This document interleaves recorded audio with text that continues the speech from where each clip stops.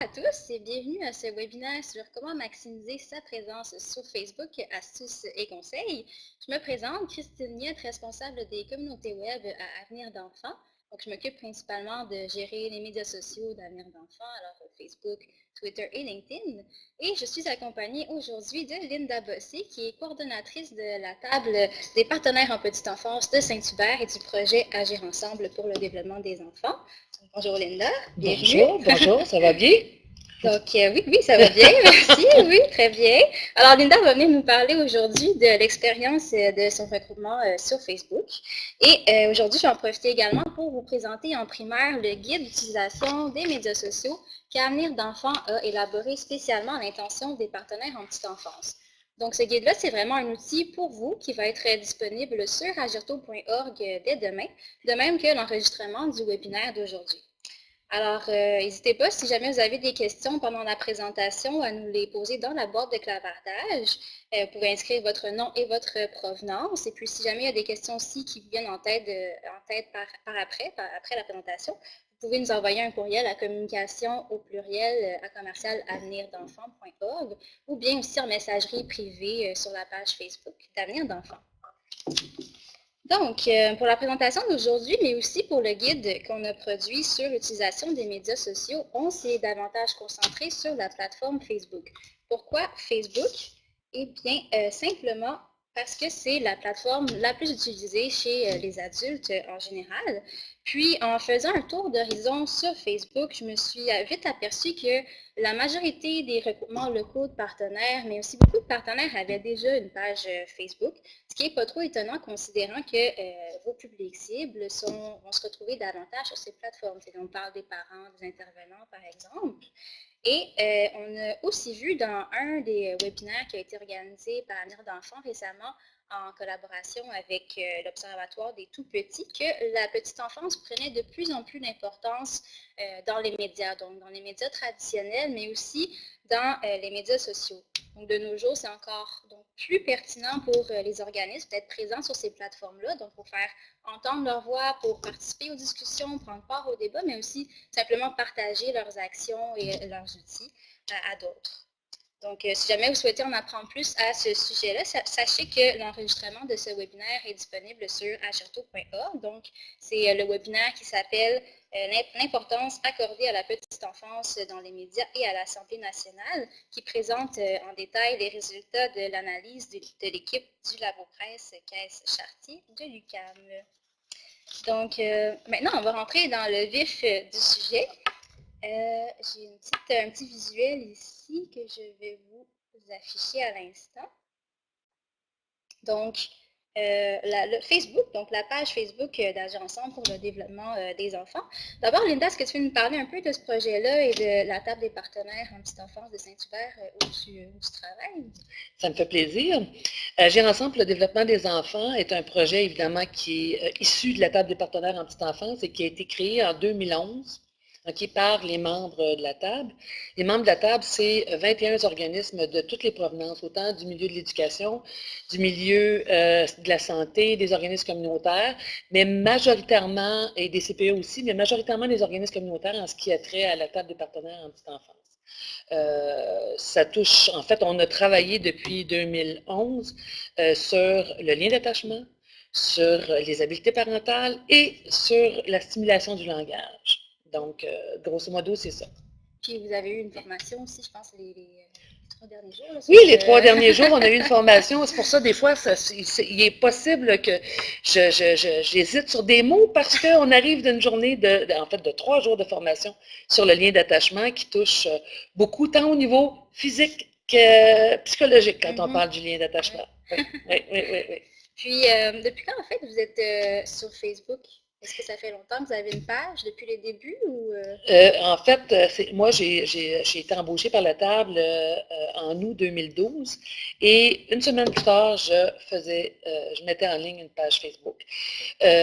Pourquoi? Parce que, en fait, le projet Agir ensemble pour le développement des enfants, c'est un projet de concertation. Donc, je trouvais que au plan stratégique, si on voulait faire de la concertation, c'est non seulement autour de la table, mais aussi avec tous les organismes de Saint-Hubert. Donc, la page Facebook a été créée à ce moment-là, en 2012. Et également, la page Facebook faisait partie d'un ensemble. Donc, à peu près au même moment, on a commencé l'infolettre. Simplement pour vous. Donc, c'est toujours en relation avec la page Facebook parce que quand on a commencé, on avait 21 organismes abonnés à notre infolettre. Maintenant, on est rendu à 180 parce qu'on la publie sur Facebook, on la publie également sur notre site web. Le site web qui est un site partagé entre deux regroupements. Oui, c'est ça, c'est le visuel ici, autour des toutpetits.ca. C'est ça, autour des toutpetits.ca, qui est un site partagé entre le regroupement qu'on parle famille et la table des partenaires en petite enfance. Et sur ces deux plateformes-là, on fait toujours le lien entre les trois. Et plus récemment encore, je ne sais pas s'il est temps d'en parler, mais on a commencé un groupe Facebook qui est en lien également autant avec les pages corporatives de qu'on parle famille et de la table et agir ensemble le développement des enfants. Avec le site web, avec l'infolette, en fait, c'est vraiment, on publie là, régulièrement dans les trois, dans les 4 plateformes plutôt. Oui. Donc, Facebook, ça fait partie d'une stratégie globale de communication que vous avez. Là, vous ne faites pas juste publier sur Facebook. Comme tu disais, vous avez une infolette, vous avez un site web. Donc là, vous essayez de relayer aussi le contenu du site web sur Facebook et vice-versa. Et vice-versa, oui, tout à fait. Puis, ce serait quoi votre public cible? C'est aussi les parents, les intervenants à qui vous adressez? Notre public cible sur la page Facebook, c'est vraiment parents, intervenants, organismes aussi, organismes partenaires, parce que à la table des partenaires, on est 21 organismes, et à Saint-Hubert, à Longueuil, le Grand Longueuil, il y a beaucoup plus d'organismes que ça. Donc, c'est aussi les organismes qui ne sont pas nécessairement membres à la table, mais qu'on veut quand même informer régulièrement. Puis, tu as mentionné déjà le groupe autour des tout-petits. Ce groupe-là, est-ce qu'il y a plusieurs administrateurs? Comment vous fonctionnez? On est 4 administrateurs. Il y a d'abord la personne qui est responsable du site web, qui est administrateur, qui, ensuite, il y a les coordonnateurs des 2 organismes qui sont les 2 organismes conjoints sur le site web, et il y a l'organisatrice communautaire. Pourquoi on est 4? C'est que justement, le groupe Facebook est à la fois publié sur chacune de nos pages Facebook, mais en plus est publié sur le site. Le groupe Facebook nous sert à la fois aussi de calendrier d'activités pour les membres, pour les organismes qui sont membres des 2 tables. Donc, le groupe s'adresse autant, effectivement, particulièrement aux parents, je dirais, dans le cas du groupe, puisque les parents ont accès à ce moment-là à une multitude d'informations sur les activités de chacun des organismes membres de chacune des tables. Donc, c'est vraiment plus ouvert qu'un simple calendrier.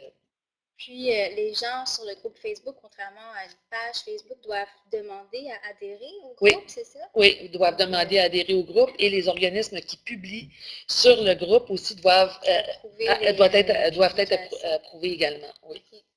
C'est pour pas qu'on se retrouve des fois avec, ça doit vous avoir déjà arrivé d'ailleurs, d'avoir un financier qui vient publier la promotion de ses offres. Non, donc tout est approuvé avant d'être publié. Parfait. Sinon, tu dirais que tu passes combien de temps par jour sur Facebook à gérer la page? Est-ce qu'il y a un certain nombre d'heures par semaine que tu consacres à ça? En fait, moi, la page Facebook, c'est devenu, quand j'arrive au bureau le matin, j'ouvre ma page Facebook en même temps que mes courriels. Et je la laisse ouverte toute la journée. Donc, pour moi, c'est devenu comme parce que maintenant, les abonnés à la page Facebook font souvent aussi, au lieu de nous envoyer des courriels, vont nous envoyer des messages privés. Et je pense qu'il est important d'y répondre le plus rapidement possible. Donc, effectivement, je la laisse ouverte toujours, d'une part, et aussi pour aller voir ce qui se passe dans les autres regroupements, pour aller voir dans les organismes, pour être capable de partager des choses. Je dirais aujourd'hui, maintenant, je passe à peu près une dizaine de minutes par jour. Sauf qu'au début, c'était pas tout à fait ça. Oui, c'est ça, tu as appris à t'en servir au fil du temps. Au fil du temps, et disons qu'au début, ça me prenait plus de temps pour être capable d'aller, fallait que je lise tous les articles, Maintenant, par exemple, quand je publie des articles qui ont été publiés sur les pages Facebook de nos membres, je sais que s'ils ont été publiés, ils ont les mêmes valeurs qu'Agir ensemble. Donc, je les publie sans nécessairement les lire automatiquement. C'est sûr que s'ils viennent d'un autre groupe, à ce moment-là, je vais peut-être les lire en diagonale, mais avant de publier, ou encore, je vais poser les questions. Qu'en pensez-vous? Fait que je passe jamais beaucoup plus qu'une dizaine de minutes, là, à moins que je reçoive vraiment beaucoup de questionnements par message privé. Mais sinon, c'est pas près une dizaine de minutes, oui. Puis tu dis, tu poses des questions, dans le fond, pour susciter un peu l'interaction. L'interaction, oui, c'est ça. Par exemple, un exemple, si je publie un texte sur l'allaitement, je vais avoir une phrase que je vais aller chercher dans le texte, puis là, je dis, qu'en pensez-vous? Fait que j'essaie d'avoir une interaction, et de plus en plus, je dirais qu'il y en a de l'interaction, de plus en plus, oui. Puis, à quelle fréquence tu publies par jour? Est-ce que tu as un nombre de publications que tu veux faire? J'essaie de publier un minimum, je dis bien un minimum, bon, il ne faut pas en avoir trop non plus, parce qu'à ce moment-là, tu risques d'avoir des désabonnés, mais je dirais autour de 3 à 5 par jour. Pourquoi? C'est que je me suis rendu compte, un exemple concret, là, c'est que les 3 jours qu'on a eu en formation, j'étais pas sur la page Facebook, je n'interagissais pas sur la page Facebook, et j'ai vu dans mes statistiques que mes statistiques avaient descendu. C'est ça, on a un petit visuel ici, là, d'où est-ce qu'on peut en fait aller consulter les statistiques sur Facebook. Je ne sais pas si c'est clair, mais il y a un onglet où on peut aller voir justement à quel moment les gens sont plus en ligne sur notre page. On peut même voir aussi la catégorie d'âge, d'où est-ce qu'ils viennent. C'est ça, d'où ils viennent, si ce sont des hommes, des femmes. Je dirais que, en fait, chez nous, là, on a à peu près 85% ce sont des femmes et 15% des hommes. Et bon, c'est la petite enfant. Je ne sais pas si c'est à cause de ça, mais notre fréquentation est majoritairement faite par des femmes. Oui, je dirais qu'à Avenir d'enfants aussi, c'est majoritairement des femmes, notamment des femmes 35-44 ans. Là, donc, on a des jeunes mères aussi, nous, sur la page, parce que faut dire que l'un des organismes membres de la table des partenaires en petite enfance, il envoie le programme d'aide aux jeunes mères qui ont justement des jeunes mamans, donc qui sont aussi abonnés, des jeunes mères là, entre 18 et 25 ans aussi, on en a pas mal. Donc, pour revenir à ce que je disais, c'est quand je ne publie pas pendant quelques jours, mes statistiques descendent. OK? Donc, ça, je trouve, c'est pour ça que j'essaie d'alimenter le plus possible afin de maintenir là, une fréquentation, des visionnements et tout ça. Puis quand tu dis 3 à 5 publications, c'est pas nécessairement des publications que avec beaucoup de contenu, dans le sens que ça peut être juste des partages aussi d'autres pages. C'est ça, c'est que quand moi, ce que je trouve important, Facebook, c'est un réseau social. Donc, un réseau social, ça veut dire, c'est qu'on partage des choses entre des organismes. C'est certain que si on veut exclusivement s'adresser à nos membres, je pense que Facebook n'est pas la plateforme pour ça. Facebook, c'est justement pour être capable de partager des informations qu'on a d'autres regroupements, d'autres régions, d'autres organismes qui ont aussi les mêmes valeurs que nous, pour qu'à un moment donné, on finisse par créer une communauté de pratique, je dirais ça, okay, pour être capable de partager nos idées. Moi, j'ai publié à plusieurs reprises des vidéos d'autres regroupements, des activités d'autres organisations aussi, quand je les trouve pertinentes. Donc, c'est pas nécessairement moi, c'est pas nécessairement Agir ensemble qui les publie, mais ça vient d'autres organisations aussi. Ça peut être aussi des petites vidéos. Okay, des cours vidéo sur l'enfance. Là, justement, cette semaine, même si je n'étais pas là, j'ai publié une vidéo sur la description d'un parent par un enfant. C'est assez comique, c'est assez drôle. Allez visiter, c'est assez... je pense que ça avait été publié par Avenir d'enfants aussi, si je ne me trompe pas. Mais je la trouvais vraiment sympathique, la petite fille qui faisait la description de ses parents. J'ai trouvé ça vraiment drôle, donc je l'ai publié. On a aussi un exemple, les vidéos sont sur notre page Facebook, l'élément le plus visionné. Le plus partagé. Le plus d'engagement. Oui. En général, c'est ça, c'est des vidéos. Oui. Il y a même des vidéos chez nous, entre autres, sur Facebook, là, une petite vidéo qui s'appelle la plasticité cérébrale, où on est rendu à 22 000 visionnements. C'est assez important, je dirais. C'est impressionnant comme nombre de personnes atteintes. Oui. Puis, est-ce que tu as remarqué, ben, en fait, ouais, est-ce qu'il y a dans les statistiques, pour revenir un peu aux stats, est-ce qu'il y a des moments dans la journée où tu vois que les gens sont plus en ligne? Par exemple, pour Avenir d'enfants, on voit que c'est, mettons, vers 8 heures, midi, puis même en soirée, puis la fin de semaine aussi. Il y a plus de personnes atteintes dans nos publications, mais toi, est-ce que tu aurais remarqué des choses similaires? Oui, Ouais? oui, tout à fait. Moins le matin, mais plus en fin de journée. Mhm. Effectivement, plus en fin de journée, les fins de semaine. D'ailleurs, c'est drôle parce que l'infolettre, quand je le publie sur la page Facebook, je la publie toujours le jeudi ou le vendredi parce que je sais qu'elle va être plus lue que si je la publiais le lundi, par exemple. OK. Puis je l'ai vraiment vu dès le début, là, quand je la publiais le lundi, je voyais une différence par rapport au jeudi, vendredi. Si bien qu'aujourd'hui, quand je suis obligée, parce que moi, j'essaie le plus possible d'être à l'heure dans mes publications, donc autour du premier du mois. C'est un infolettre mensuel. Donc, si, par exemple, le premier arrive un lundi, ben, je vais le republier à la fin de la semaine. Tu vas faire un rappel. Un rappel, oui, effectivement. Puis tu vois que ça fait une différence. Oui, oui, tout à fait, ça fait une différence, effectivement. Puis, est-ce que tu savais, par exemple, là, tu disais que les 3 derniers jours, tu étais en formation, tu n'avais pas trop eu le temps de publier sur la page, mais est-ce que tu savais que c'était possible de programmer des publications, puis même d'enregistrer des brouillons sur Facebook? Oui, en fait, je le savais, je l'ai appris quand je vous ai rencontré pour préparer ce webinaire. Je ne le savais pas avant. Mais c'est possible, ça, quand on a les documents longtemps à l'avance ou quand je sais, par exemple, qu'il y a quelque chose qui va arriver dans une autre organisation. Mais souvent, les vidéos que je prends, c'est des vidéos ou des documents qui apparaissent sur mon fil d'actualité dans Facebook. Donc, je vais le prendre systématiquement. Tu vas juste cliquer dans ton sur partager. C'est ça. C'est pour ça que ça ne me prend pas de temps. Je le fais de façon spontanée.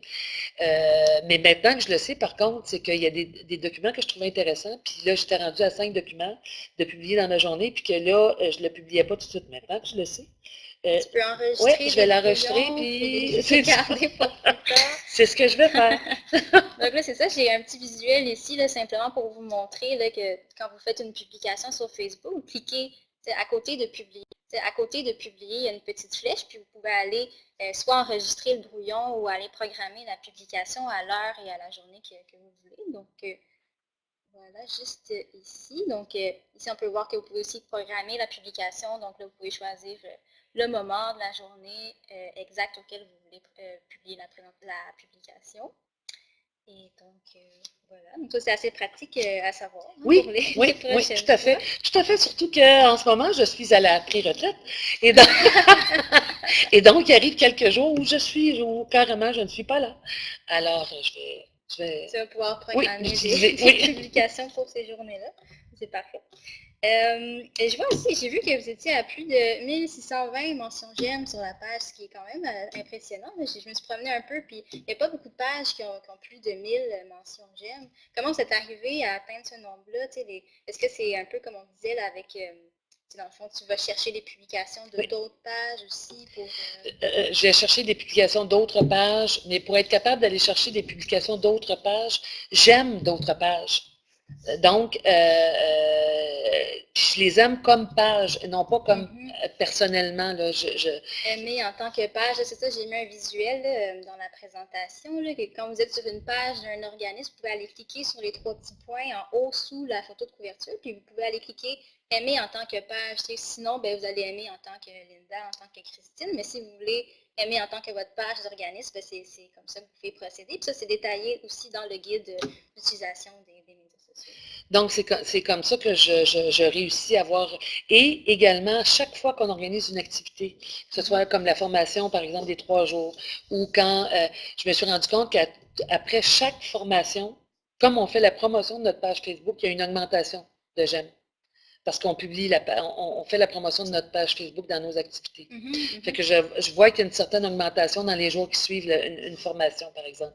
Ou encore, quand j'envoie l'infolettre, parce que l'infolettre, je fais toujours une publication, il y a toujours le petit logo Facebook sur notre infolettre. Là, je me rends compte après que, il y a un ou deux membres qui s'ajoutent parce qu'on sait aussi que l'infolettre est distribuée. Parce qu'on a 180 abonnés, mais c'est partagé parce qu'il y en a qui les partagent avec leurs employés, avec leur personnel, leurs partenaires. Donc, On sait que là aussi, j'en ai quelques-uns. En fait, comme ça fait partie, Facebook, d'un plan Une stratégie globale, global, comme on disait tout à l'heure. oui, c'est ça. Et j'imagine que la question va suivre bientôt. Nous n'avons jamais rien payé pour Oui, c'est pouvoir ça. atteindre. Par rapport à la publicité, là, on en a C'est ça. parlé un peu dans le guide, on ne sait pas trop. Il y a une petite portion là-dessus, mais sinon, est-ce que tu veux me dire un peu, toi, ton opinion de la publicité? C'est ça, vous n'avez jamais fait de publicité Facebook? Non, jamais. Nous, on n'a jamais fait de publicité Facebook. Bon, premièrement, parce que les organismes communautaires n'ont pas nécessairement les budgets de publicité pour se payer, bien que des fois, ça ne coûte pas très cher, là, Facebook, sauf que en bout de ligne, quand on veut vraiment rester actif, ça peut finir par être très dispendieux Facebook. Donc, en fait, l'important, c'est vraiment d'agir comme un réseau social et non pas comme un réseau de membres. Sortez de vos pages, allez aimer d'autres pages qui vous intéressent, allez aimer d'autres groupements, allez pour être capable d'augmenter, puis publier, ayez pas peur de publier et d'aller chercher des questionnements, par exemple, qu'en pensez-vous, et pas publier exclusivement ce que vous faites. Oui, ça c'est important, Ouais, d'aller partager des choses de d'autres regroupements. Oui. Oui, pour moi, c'est vraiment essentiel pour que, effectivement, les réseaux sociaux deviennent de véritables réseaux sociaux, et non pas seulement un réseau restreint. Qui a un effet de communauté. Oui, voilà. J'ai un autre visuel à vous montrer. En fait, ça revient un peu à ce qu'on a dit tout à l'heure, d'aller commenter, aimer en tant que page. Là, pour être sûr, dans le fond, que vous n'aimez pas en tant que votre page personnelle à vous, vous pouvez aussi vous assurer sous les publications Facebook. Il y a un petit icône, là, d'habitude, il y a votre photo, mais si vous gérez aussi une page d'organisme, il va y avoir aussi le logo, de votre organisme normalement. Donc là, vous pouvez aller sélectionner, mettons sur l'image ici, c'est le logo d'Avenir d'enfants. Donc là, vous êtes sûr que vous aimez commenter en tant que votre page d'organisme. Puis la même chose, si vous voulez partager sur une page, vous pouvez partager, oui, sur votre page personnelle, mais si vous voulez aller partager sur votre page d'organisme, il y a aussi la possibilité de le faire juste en dessous, là, en cliquant sur le petit logo sous la publication. Sinon, tout à l'heure, oui, on a parlé déjà du groupe autour des tout-petits. J'avais juste un petit visuel ici là, du groupe. Donc là, vous avez mis la photo de couverture avec les différents logos. Vous avez fait aussi une description, donc pour expliquer un peu le but du groupe. C'est ce que tu as expliqué tout à l'heure. C'est ça, le but du groupe, mais aussi la réglementation. Parce que, justement, que les gens, pour être acceptés sur le groupe, il faut qu'ils en fassent la demande. On l'approuve. Bon.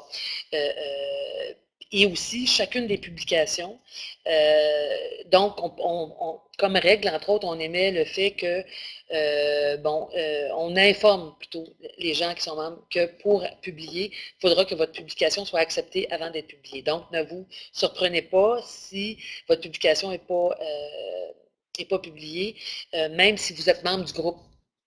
Parce qu'il y en a aussi qui essaient d'intégrer des groupes Facebook en se présentant comme des gens ordinaires et puis qui, finalement, finissent par faire de la promotion sur des groupes. Donc, toutes les publications, nous, doivent être approuvées. C'est ça, exactement. Par des administrateurs. Oui, par les 4 administrateurs. Puis, j'ai vu qu'il y avait prochainement une formation sur l'approche personnalisée. Donc, l'approche où le parent devient la boîte à outils de son enfant. Oui. Est-ce que tu peux nous en parler un peu de ce projet-là? Ah! Si tu veux. Excusez, oui. Ah, ben, pourquoi je fais ça, c'est que c'est un projet qui nous tient vraiment beaucoup à cœur, ce projet-là. Puis pour vous en parler, en fait, on a une formation d'une journée, donc ça pourrait être très long. Mais ce que je peux vous dire, c'est que c'est un projet qui intègre qui s'est fait à partir de recherche, de développement, de retour en arrière, de report en avant, de formation et tout ça. Et finalement, c'est un projet où on s'est dit, le parent, dans le fond, parce que pendant longtemps, le parent, encore souvent aujourd'hui, c'est qu'on a des experts, hein? On a des experts en tout, puis le parent, rencontre tellement d'experts qu'il a l'impression qu'il n'est plus compétent. Mhm. Donc, nous, ce qu'on voulait créer, c'est justement de redonner confiance aux parents, de redonner, et les résultats sont vraiment extraordinaires, dans le sens où on a réuni 5 approches différentes, c'est-à-dire l'approche appréciative qui a été développée par l'Université de Trois-Rivières. On a l'intervention relationnelle aussi qui a été développée par le service jeunesse de la Nodière en collaboration avec l'UQAM. Le lien d'attachement, hein, la formation dont on est parti, l'empowerment, puis également la parentalité bienveillante. Donc, on a pris 5 approches, puis au lieu de les utiliser en silo, on a tout mis ça ensemble pour être capable de créer l'approche personnalisée où le parent devient la boîte à outils de son enfant. Donc, ce sont des ateliers en diade où le parent joue avec son enfant, c'est toujours dans le plaisir, et au fur et à mesure que la diade joue, l'animatrice, qui n'est plus une animatrice, mais une accompagnatrice, en fait, l'experte ou l'animateur se transforme en accompagnateur, va souligner les gestes, les actions de la relation qui sont positives et qui amènent une réaction positive de la part de l'enfant. C'est qu'on part toujours de l'enfant en disant aux parents, t'as-tu vu quand tu as dessiné avec lui? Peu importe la qualité de ton dessin, là, ça n'a pas d'importance. Il avait les yeux brillants, tout ce qu'il voulait, lui, c'est que tu dessines avec lui. Comment dirais-je, cette approche-là a amené des résultats tellement importants que ça a dépassé toutes nos attentes. Sincèrement, ça a dépassé toutes nos attentes. Aujourd'hui, la commission scolaire Marie-Victorin l'a intégré en prématernelle, passe-partout et maternelle 4 ans. On a de la formation justement cette année pour la commission scolaire. On fait de la formation un peu partout au Québec, mais là, je vous dis tout de suite, là on n'est plus capable. Dans le sens où on offre la formation chez nous, là, à Saint-Hubert, on accompagne les organismes de chez nous. Si vous voulez vous joindre à nos formations à Saint-Hubert, on va se faire un plaisir de vous accueillir, mais là, on n'est plus capable d'aller à l'extérieur parce qu'on n'a pas assez de personnel pour répondre à toutes les demandes qu'on a. On aimerait beaucoup, par contre. On aimerait vraiment beaucoup, mais pour le moment, c'est ça, notre calendrier ne nous permet pas de... Parce que toutes les fois que j'en parle, on a toujours 2-3 téléphones qui suivent. C'est pour ça que on en parle aujourd'hui aussi. En plus, fait que... En fait, je voulais intégrer, faire un lien en fait avec les événements Facebook. Oui. Tu sais, c'est ça, j'ai vu ça passer. Vous avez créé un événement. Oui. Puis dans le fond, dans quel objectif? Est-ce que c'est pour faire connaître ça encore plus? Mais c'est déjà assez connu, tu sais, vous avez... Non, c'est que c'est un, comment dirais-je, c'est un mix. Nous, on fait tout comme je disais tout à l'heure, ça fait partie d'une stratégie. C'est que au départ, c'est que là, à Saint-Hubert même, puis à Longueuil, ben là, il y a des gens parce que nous, c'est la table des partenaires de Saint-Hubert, mais sur le territoire, il y a Longueuil, il y a Brassard, il y a donc, il y a des gens qui peuvent venir de l'extérieur puis venir chez nous. Donc, ça, c'est un plus pour nous.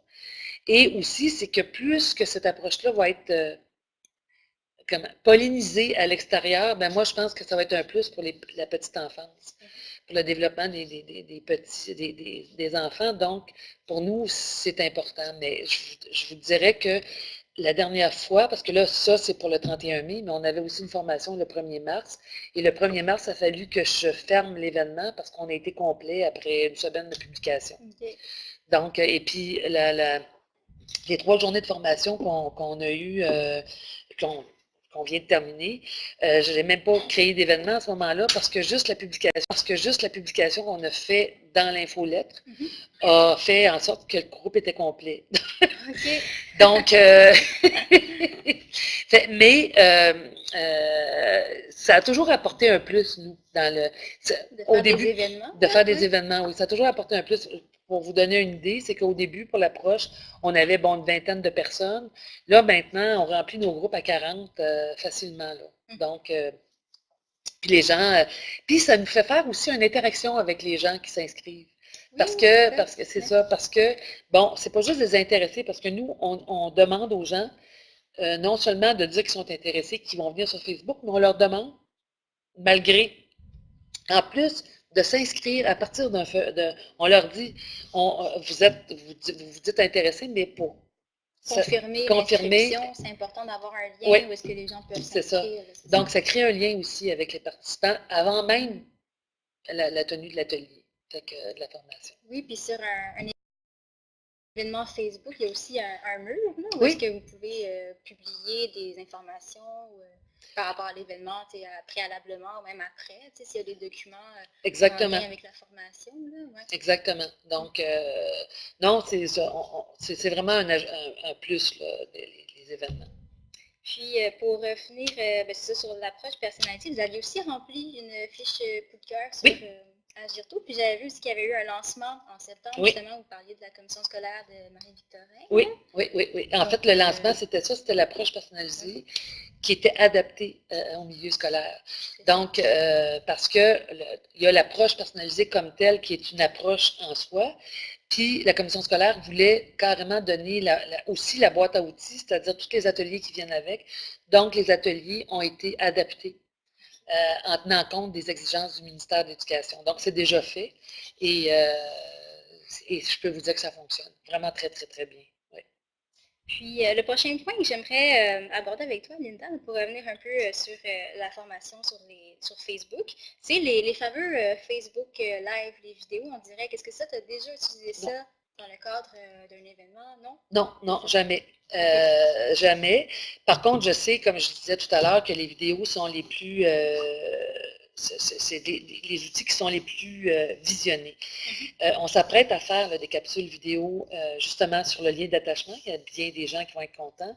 Mais ça aussi, ça va faire partie d'une stratégie de communication. On ne publiera pas seulement sur Facebook. Là, on va s'ouvrir un compte YouTube, on va s'ouvrir, il va y avoir la page Facebook, le groupe, le site web également pour avoir le plus grand nombre d'auditeurs, d'auditrices possible. Oui, c'est ça, vous allez chercher à être présent sur plusieurs sur plusieurs plateformes, exactement. Exactement. Donc, et puis la raison pour laquelle je dis ça, excuse-moi, c'est que j'ai vu que dans certains cas, dans les regroupements, entre autres, on faisait des capsules vidéo, mais on les publiait exclusivement sur les sites web. OK? Et pour avoir la plus grande audience possible, ouvrir un compte YouTube, c'est vraiment, je trouve, important. Parce que pour sensibiliser le plus grand nombre de personnes possible. Parce que c'est sûr que si on publie exclusivement sur nos pages Facebook, sur nos sites web, excusez-moi, c'est pas tout le monde qui va aller selon les régions qui vont aller. Alors que sur YouTube, tout le monde, quand on clique petite enfance, ben là, il va arriver une multitude de vidéos. Donc, l'audience va être beaucoup plus grande que sur le site web, exclusivement sur le site web. Oui, puis si on parle de YouTube, en fait, ça c'est pratique aussi, c'est ça pour, mettons, les capsules que vous allez produire, vous allez pouvoir les mettre sur YouTube, après ça, les partager, les intégrer sur votre site web. Donc, c'est un plus d'avoir une chaîne YouTube. Vous pouvez aussi créer des playlists, donc, puis aller vous abonner aussi à d'autres comptes, d'autres organismes, des chaînes YouTube. Oui, tout à fait. Donc, je pense que c'est vraiment un plus de sortir simplement le site web. Puis pour revenir au Facebook Live, en fait, je voulais vous dire que le Facebook Live, en fait, c'est vraiment pratique dans le cadre des événements. Si vous voulez diffuser une conférence aux gens qui ne peuvent pas être présents. Et donc, ce que je vais faire, en fait, maintenant, c'est que je vais faire un Facebook Live avec vous. Donc, vous pouvez aller directement sur la page de l'événement Facebook d'aujourd'hui, du webinaire. Donc, le lien va être dans la boîte de clavardage. Et donc, je peux te montrer, Linda, si tu veux. Oui. Donc là, je m'assure d'avoir en fait l'application Facebook sur mon téléphone cellulaire. Je vais aller chercher la page de l'événement, donc l'événement qui est sur la page Facebook d'Avenir d'enfants. Alors ici, on l'avait épinglé au haut de la page, donc pour que la publication soit plus visible. Alors ici, le webinaire, comment maximiser sa présence sur Facebook. Donc je clique. Et là, comme on a dit tout à l'heure, sur les pages d'événements, c'est possible de publier du contenu avant la présentation, puis par après également. Donc là, je vais aller simplement ici, donc quand ça dit « Écrivez quelque chose », en fait, je vais le faire en tant que moi, Christine Niette. Donc, je clique sur « Diffuser en direct ». Et là, voilà. Et quand je clique sur diffuser en direct, Facebook me demande d'autoriser en fait l'accès au microphone et à la caméra. Là, je clique sur autoriser. Et par la suite, on peut aller écrire une description. Mettons là, je vais écrire Facebook Live test. Facebook Live en direct du webinaire. Et voilà, donc là, ici, et je vais diffuser en direct. Donc, là, ça prend toujours quelques instants avant que la vidéo commence. Alors là, on est en direct. Je suis ici avec Linda. Et vous voyez tout l'envers du décor de notre studio maison. Alors, on a ici Marie-Claude et Maxime de l'équipe des communications qui sont ici pour assurer le soutien technique et aussi nous transmettre les questions. On a le beau spot lumineux ici pour nous donner un peu plus d'éclairage. Alors, on est dans les bureaux d'avenir d'enfants. Et voilà, c'est vraiment juste un test pour vous montrer à quel point c'est simple de faire un Facebook Live sur une page d'événement ou bien sur votre page Facebook d'organisme. Alors, si vous voulez nous joindre au webinaire, vous pouvez le faire en cliquant dans le lien dans la description de l'événement Facebook. Et donc, voilà, c'est tout pour le test. Donc, je ferme ceci, terminé. Je clique sur terminer, c'est la fin de la vidéo en direct. Et par la suite, on peut choisir ici de publier. On peut publier la vidéo en direct sur la page de l'événement si on veut que les gens puissent la regarder par la suite. Sinon, on peut juste faire supprimer, mais pour les besoins d'aujourd'hui, je vais faire publier. Comme ça, vous pouvez aller la voir par après. Donc, je clique publier. Et normalement, la publication devrait apparaître sur le fil d'actualité de la page d'événement. Donc, vous pourrez aller voir par la suite. Alors, voilà pour ce qui est du Facebook Live. Donc, maintenant, en fait, on serait rendu à la période de questions. Donc, je ne sais pas si vous avez des questions à date sur la présentation, sur les échanges qu'on a eus, Linda et moi.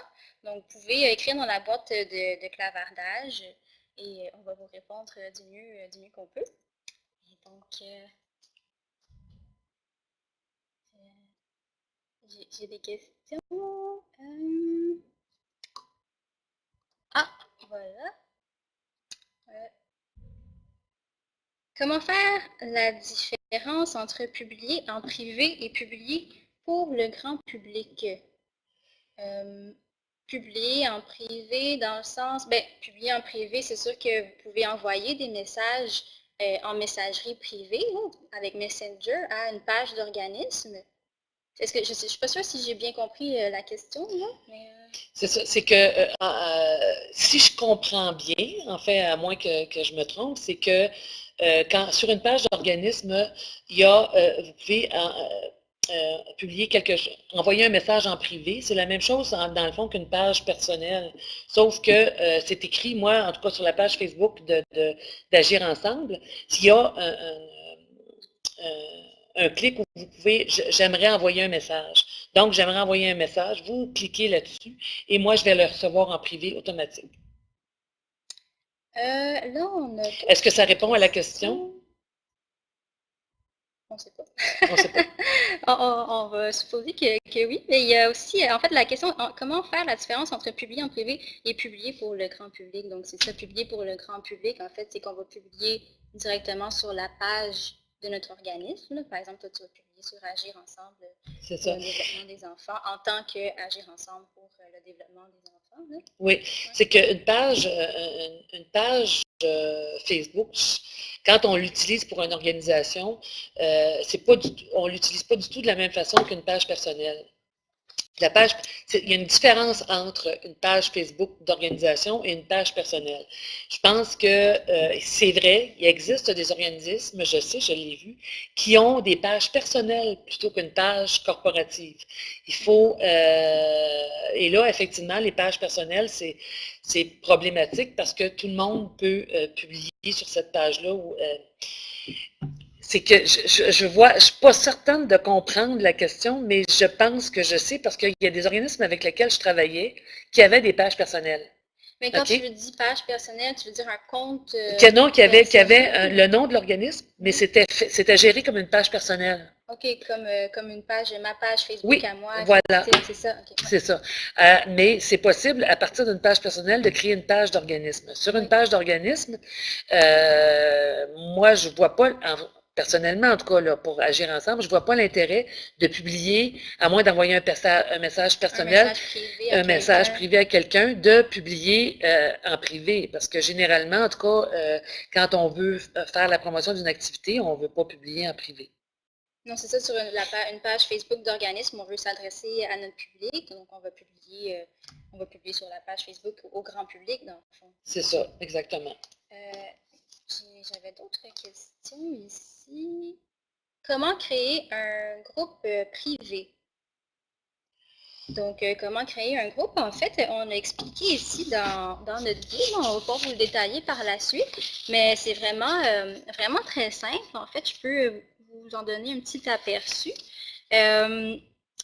Dans le fond, c'est ça, quand vous allez sur votre page Facebook, en haut à droite, il y a votre nom, il y a la page d'accueil et il y a un petit triangle. Donc là-dessus, vous pouvez cliquer sur le triangle et il y a la possibilité de créer un groupe. Donc à partir de là, vous remplissez ce qui est inscrit à l'écran. Vous pouvez aller remplir la description, donner un nom à votre groupe, aller choisir si vous voulez que ce soit un groupe public, privé ou complètement secret, donc que les gens ne pourront pas retrouver. Et donc, c'est vraiment très simple. Donc, vous en avez un autour des tout-petits. Mais vous, c'est un groupe privé ou... Bien, à partir du moment où on accepte, par exemple, où on est obligé d'accepter les membres, c'est un groupe privé à la limite parce que, par exemple, quelqu'un d'une organisation voudrait inviter une personne à mettre sur le... En fait, il y a juste les administratrices qui peuvent aller accepter, mais on peut quand même voir les publications. Oui, on peut voir les publications, oui.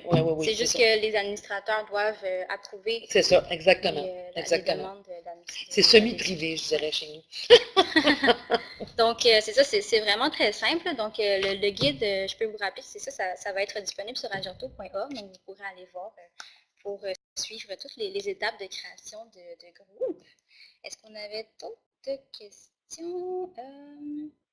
Est-ce possible d'enregistrer le brouillon ou programmer une publication sur un compte privé? Ça revient un peu à ce qu'on a expliqué tout à l'heure, dans le sens qu'une page Facebook d'organisme, c'est public, mais si vous avez fait une page d'organisme en tant que... comme une page Facebook, comme un compte Facebook personnel, mais auquel vous avez donné le nom de votre organisme, alors là, c'est pas possible.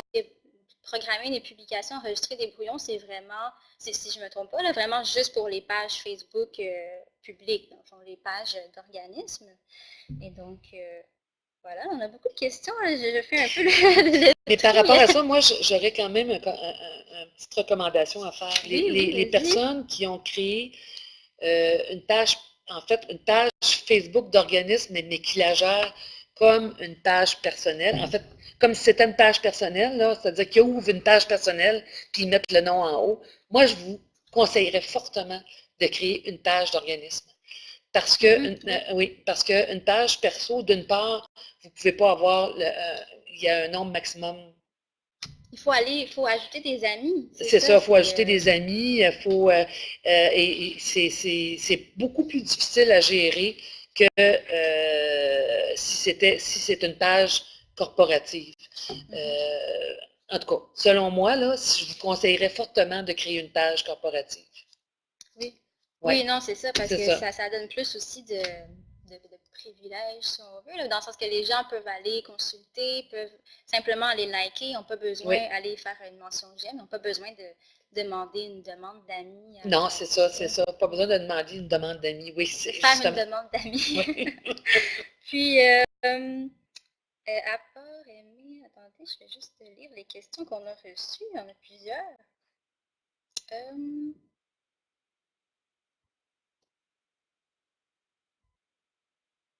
À part aimer des pages, quel autre truc on peut faire pour avoir plus d'abonnés?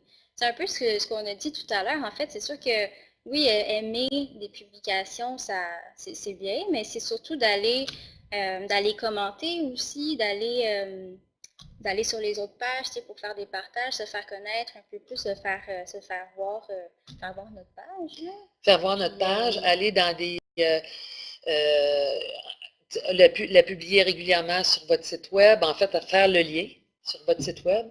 Ensuite de ça aussi, c'est pas seulement aller aimer d'autres pages, mais partager des activités ou des organismes, partager des vidéos d'autres organismes. C'est, par exemple, à un moment donné, il y avait je vais donner un exemple Avenir d'enfants, à un moment donné, parlait sur son site d'une approche qui avait été développée, puis que c'était une belle approche. Puis moi, j'ai ajouté en dessous à titre de page, mais n'oubliez pas l'approche personnalisée où le parent devient la boîte à outils de son enfant. Et là, bon, tout le monde en fait des j'aime, puis suite à ça, j'ai eu 2-3 abonnés. Donc, c'est pas juste d'aimer une page, mais c'est de partager des activités d'autres pages et de commenter aussi des activités d'autres pages.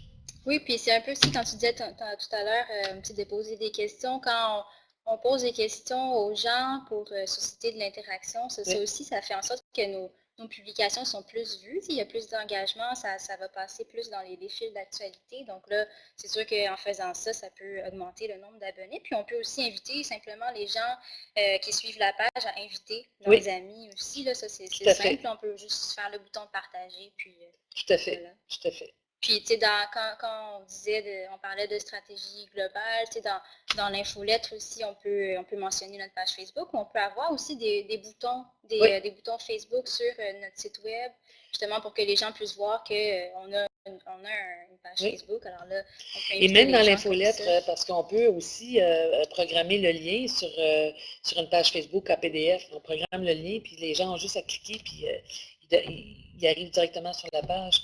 De faire des liens entre les différents réseaux, les plateformes qu'on utilise. Oui. Je regarde les questions.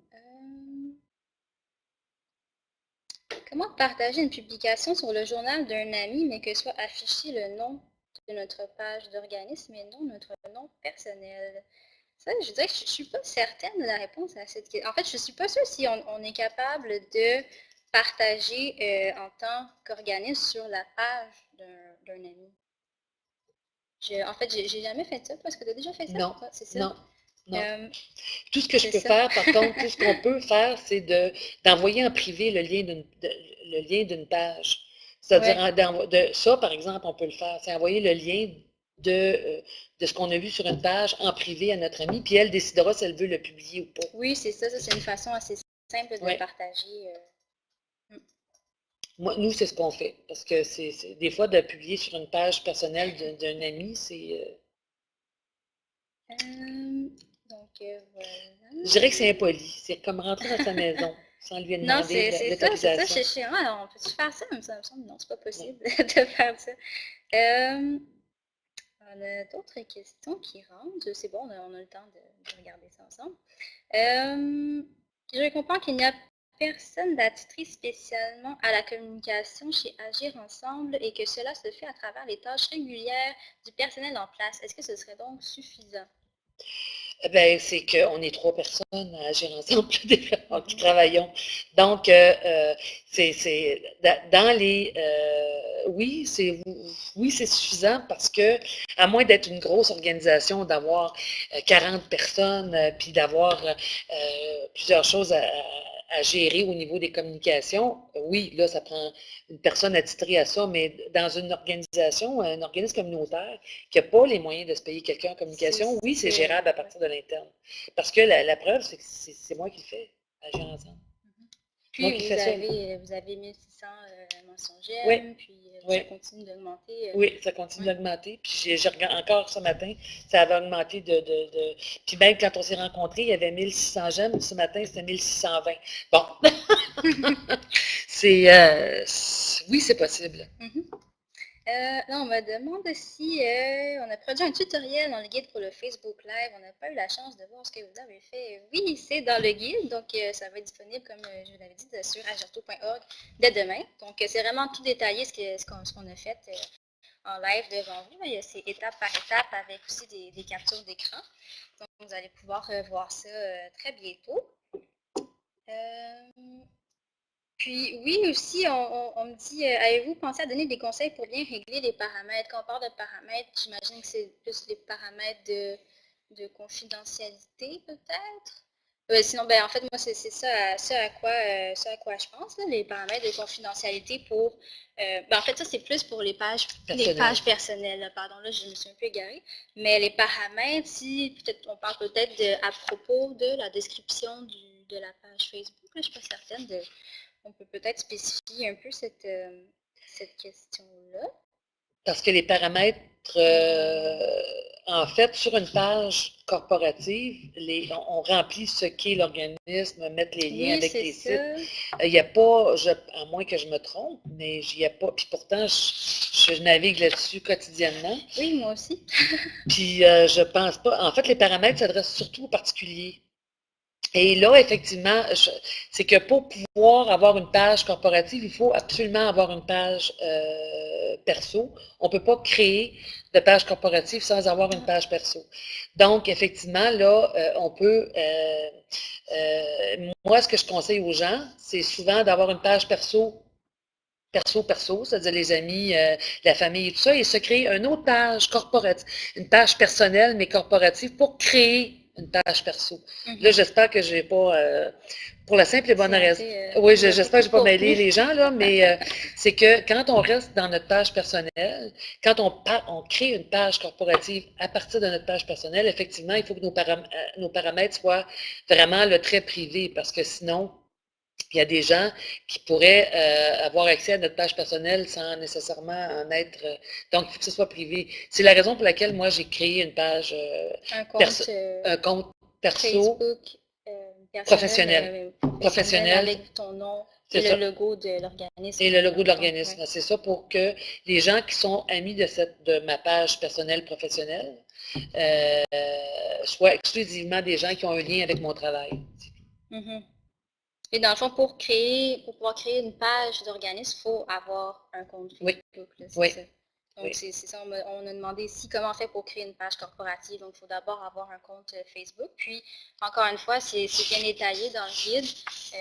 C'est très simple. On peut aller, comme tout à l'heure, quand on va en haut, il y a un petit triangle, créer un groupe Facebook. On peut aussi aller créer une page Facebook très facilement. Donc, les étapes à suivre sont bien détaillées à l'écran.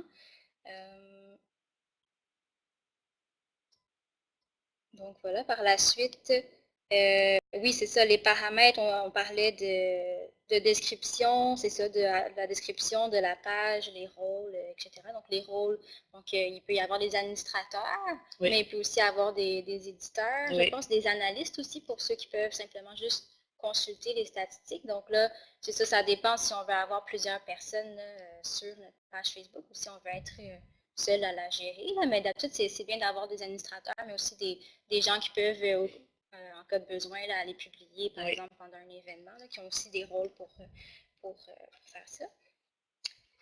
Mais une chose est certaine, en tout cas, quand on est un petit organisme, c'est pas nécessaire d'avoir une équipe de communication pour se servir des réseaux sociaux. Ça, c'est... C'est que vous êtes capable aussi d'avoir une page, de la gérer, de mettre des publications. Oui. Je regarde encore les questions. Je pense que j'ai répondu à pas mal la majorité des questions. On a répondu. Avez-vous déjà utilisé l'option ajouter un bouton? Oui. Oui? Oui. On parlait un petit peu. Ben, ajouter un bouton, justement, ajouter un bouton, là, c'est j'aimerais envoyer un message, un message privé. Il apparaît, c'est simple comme bonjour, là, on met ajouter un bouton, puis là, il vous demande qu'est-ce que vous aimeriez ajouter et on l'ajoute. C'est simple. Oui, c'est ça. Puis quand on fait des publications, on peut, par exemple, si je veux diffuser un lien d'une page quelconque, là, quand on met le lien URL dans la publication, par la suite, c'est possible aussi de mettre justement, en savoir plus ou s'inscrire, mettons, si c'est un événement. Donc, ça, on peut aller ajouter un bouton comme ça, puis on peut faire ça aussi quand on fait des publicités, mais ça, les publicités, c'est un autre sujet. Et donc, oui, on a parlé de diffusion de vidéos via YouTube, se faire une playlist. Ça aussi, c'est tout détaillé dans le guide. Non, on ne voulait pas trop rentrer dans les aspects trop techniques aujourd'hui avec vous, mais je peux en fait aller regarder un petit peu, créer un compte YouTube Dans le fond, faut avoir, c'est ça, un compte Google pour créer un compte YouTube. Puis après ça, c'est très simple d'aller créer, on peut aller créer sa chaîne, donc au nom de son organisme. Puis par la suite, c'est ça, on peut publier des vidéos simplement sur sa chaîne, aller les partager, créer des playlists aussi si on a beaucoup de vidéos. Par exemple, si on a des vidéos, on fait des vidéos dans le cadre d'un événement, puis on fait des vox pop, on veut les regrouper dans une playlist, on peut faire ça aussi sur YouTube. Donc, c'est assez simple à créer, puis c'est gratuit. Donc, comme on dit, c'est juste une autre plateforme qui permet d'avoir plus de visibilité aussi. Voilà. Créer une page corporative, ça aussi, on a parlé un peu. Il faut avoir un compte Facebook personnel pour pouvoir créer une page d'organisme. Et comment supprimer une page Facebook, ça aussi, je pense que ce serait dans les paramètres de page, dans les paramètres où on peut aussi aller modifier les rôles de la page. Puis comment on peut programmer une publication plus d'une fois pour qu'elle passe plusieurs fois dans la journée. Ça, je ne sais pas si on peut faire ça. Je ne suis pas certaine. On peut publier, on peut programmer à un certain moment, mais en fait, moi, ce que je suggérerais, c'est de refaire une autre publication pareille, mais juste la programmer à d'autres moments. Tu sais, si on veut qu'elle revienne plus tard dans la semaine, on peut toujours la programmer plus tard pour un autre moment. Voilà. On a fait le tour des questions et je pense qu'on peut passer au prochain point. Dans le fond, le prochain point, c'est la présentation du guide. Donc, on va rentrer un petit peu plus dans le côté technique. Je vais vous montrer, on a un visuel ici. Je vais juste y aller.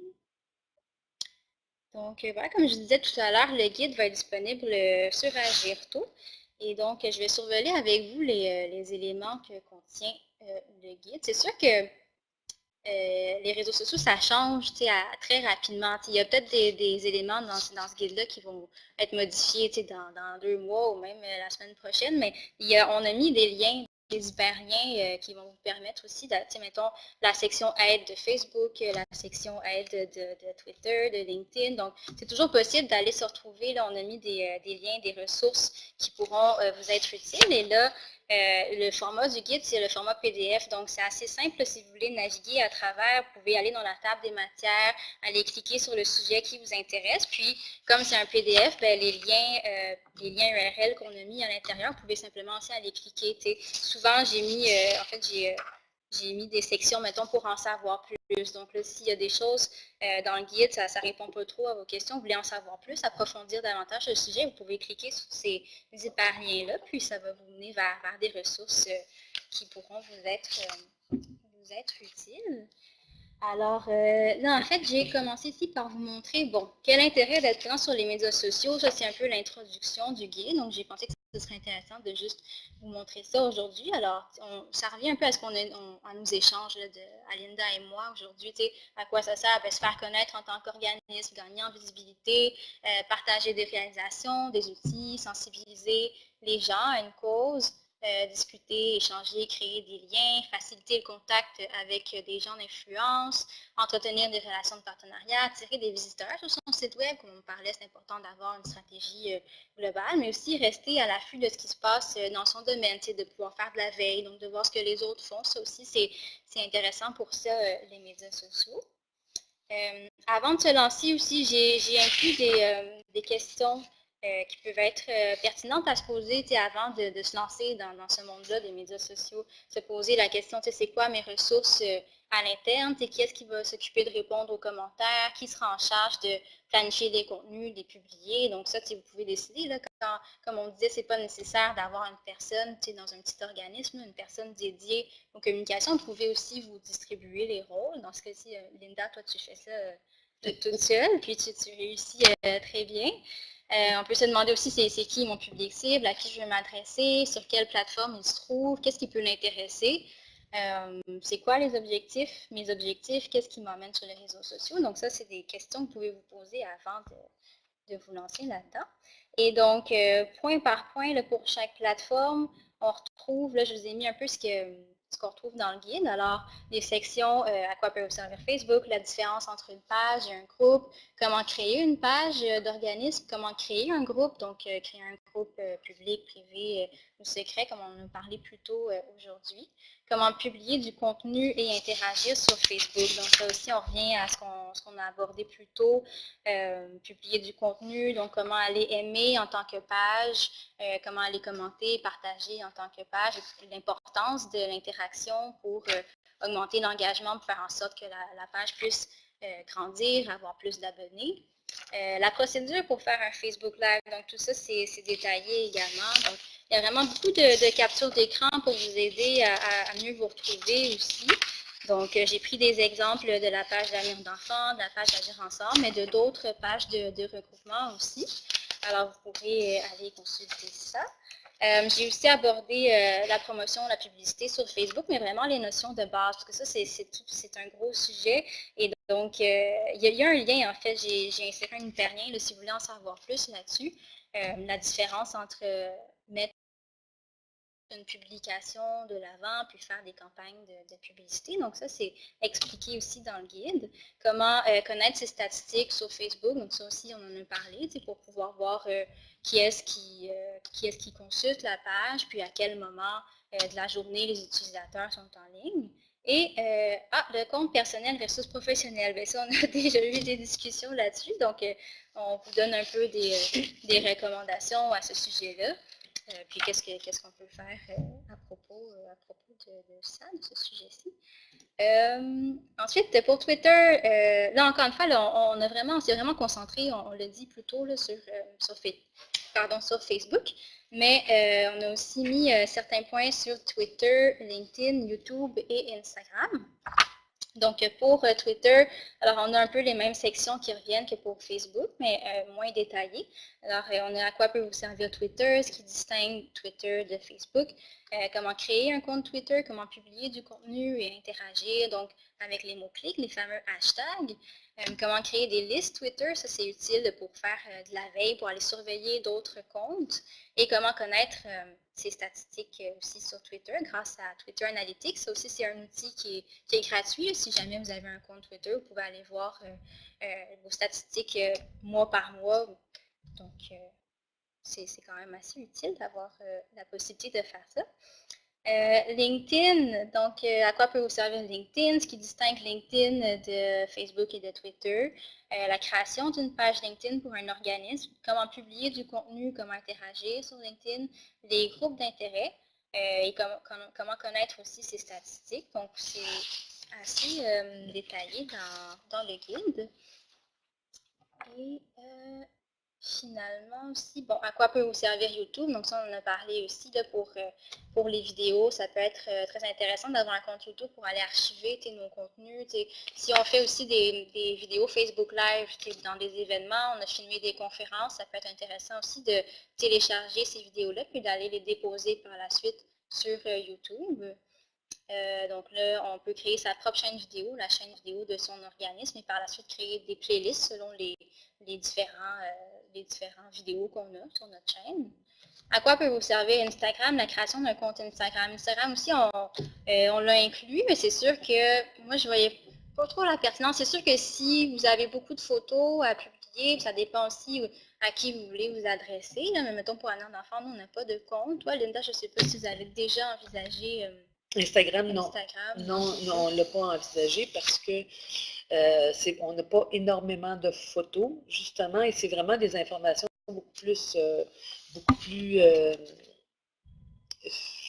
larges que seulement des photos. On ne voyait pas la pertinence, en tout cas pas pour le moment, d'utiliser Instagram. Ouais. Puis Instagram, c'est beaucoup les jeunes aussi qui sont là-dessus, plus que les parents ou les intervenants. Oui, effectivement. C'est comme Snapchat aussi. Oui. Donc, voilà, on a quand même inclus une section là-dessus sur Instagram. Donc, c'est comment créer un compte. Alors, puis il y a aussi des sections pour en savoir plus. Si jamais vous voulez en apprendre davantage, vous pouvez aller cliquer sur le lien. Ça va vous amener sur la page d'Instagram, la page aide, si on veut, qui va vous aider dans la création, puis qui va vous montrer les étapes de création d'un compte Instagram.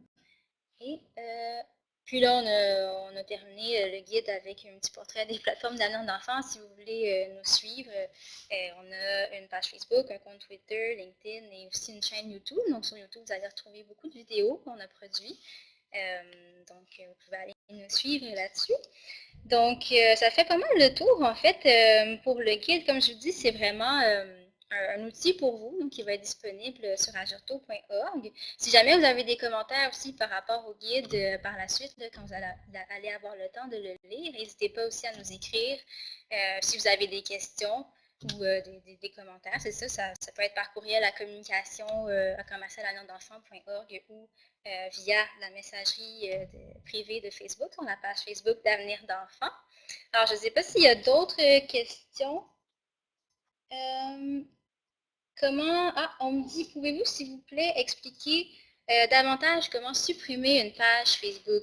En fait, je vous avoue que j'ai jamais eu à supprimer une page, mais d'après moi, c'est dans les paramètres de la page. Donc là, c'est un peu difficile de vous expliquer ça sans avoir je ne peux pas vous montrer à l'écran, mais si vous voulez, je pourrais toujours, en fait, faire des captures d'écran ou peut-être expliquer davantage ce point-là sur la page de l'événement Facebook d'aujourd'hui. Donc, le lien est supposé être dans la boîte de clavardage. On peut toujours le remettre, mais je pourrais aller m'assurer de vous dire la bonne affaire. Là. Donc, avant de vous répondre n'importe quoi, je vais me prendre une petite note.